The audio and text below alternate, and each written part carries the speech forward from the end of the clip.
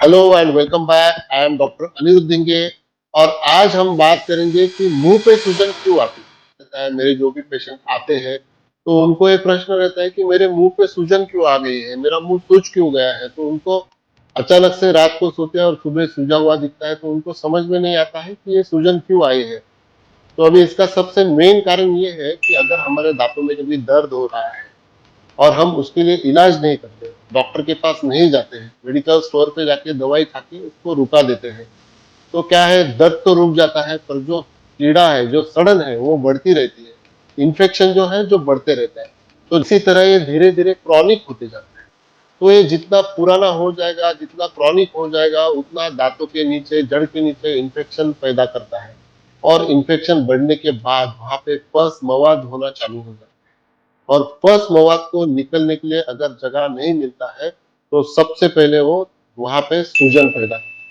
तो जो दांतों के ऊपर, जड़ के ऊपर जो सूजन है, वो बाहर तक दिखना चालू होता है। और वहीं पे भी हम नहीं रुकते हैं और इलाज नहीं करते हैं तो सूजन बढ़ते बढ़ते जाता है।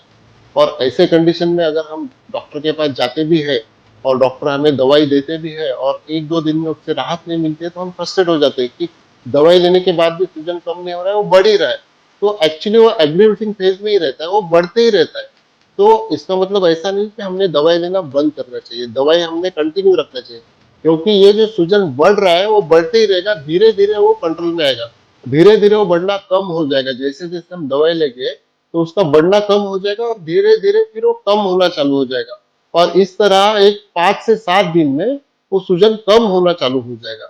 और बहुत बार ये सूजन कंप्लीट नहीं बैठता है क्योंकि हम दवाई से उसे दबा रहे हैं। तो दवाई तो लेना ही है, पर उसके साथ साथ डेंटल का ट्रीटमेंट भी शुरू करना है, दांत का इलाज भी शुरू करना है। या थोड़ा सूजन कम होने के बाद अगर दांत बचाने लायक नहीं है तो उसको निकालना चाहिए। पर अगर बचाने लायक है तो उसका रूट कैनल ट्रीटमेंट यानी नस का इलाज करके, उसका इलाज करके उसे बचा लेना चाहिए, उस पर क्राउन लगाना चाहिए या कैप लगाना चाहिए। अगर हम ये सब करते हैं तो हमारे जो गाल की सूजन है, दांत की जो सूजन है, जो मवाद आ रहा है, वो सब क्योर हो सकता है। और जो हमारे वहाँ के गम्स है, वहाँ के जो मसूड़े है, वो हेल्दी हो सकते हैं। मुंह सूजने का एक दूसरा जो कारण है वो विजडम टूथ है, अक्कल दांत। बहुत बार हमें समझ में नहीं आता है, हमारे सब दांत अच्छे हैं फिर भी हमारे जो मुंह है, जो जबड़ा है, वो सूज जाता है। तो ऐसा क्यों होता है? जो हमारी उम्र है 18 से 24 साल, 28 साल, वो उम्र में हमारी अक्कल दांत आने की उम्र रहती है। तो वो उम्र में अगर हमारा अक्कल दांत आ रहा है, बाहर निकल रहा है और उसको जगह नहीं है, वो ट्राई कर रहा है और उसको जगह नहीं है, और हम फिर भी उसे, अगर पेन भी हो रहा है तो दवाई खा के दबा रहे हैं, तो ऐसे कंडीशन में वहां पे सूजन आ सकता है और वहां पे हमें हमारे कान में दर्द, पूरे जबड़े में दर्द और आधे सर में दर्द हो सकता है। अगर इधर का दांत निकल रहा है तो आधे सर में दर्द होता है, तो इसका मतलब ये है कि हमारा अक्कल दांत आ रहा है। तो अगर अक्कल दांत को निकलने के लिए जगह नहीं है तो ऐसे कंडीशन में अक्कल दांत को निकालना बेहतर है, अच्छा है। अगर हम अक्कल दांत निकाल देते हैं तो अच्छा है। क्योंकि अगर ऐसे ही कंडीशन में हम अक्कल दांत को रखे, दर्द में रहे, दवाई लेके दर्द कम करे, तो सूजन तो नहीं जाएगा, सूजन भी रहेगा और आगे जाके अक्कल दांत की वजह से कैंसर भी हो सकता है। तो ये सब चीजों से अगर बचना है तो अक्कल दांत को निकालना ही बेहतर है।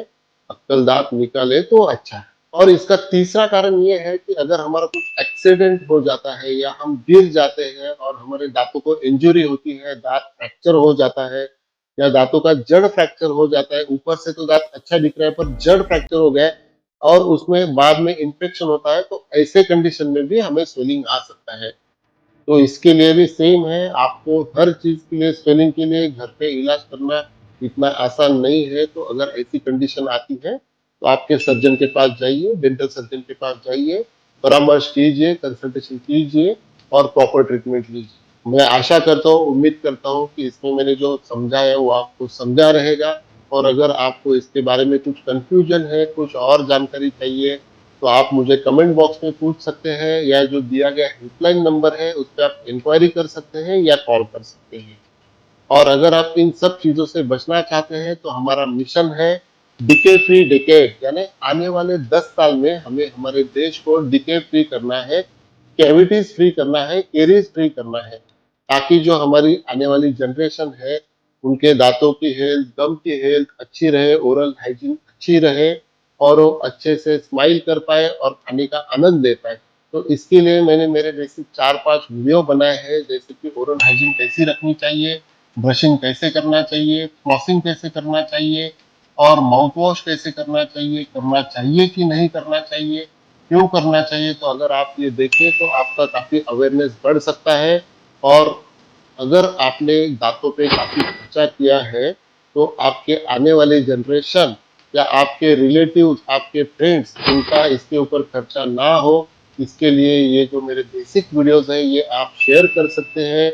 इनमें आप अवेयरनेस ला सकते हैं और जैसे हमारे देश से पोलियो, स्मॉल पॉक्स इरेडिकेट हो गया है, इनसे हमने छुटकारा पा लिया है, वैसे ही हम दांतों के डिसीज़ से, दांतों के कैविटीज़ से छुटकारा पा सकते हैं। Thank you so much.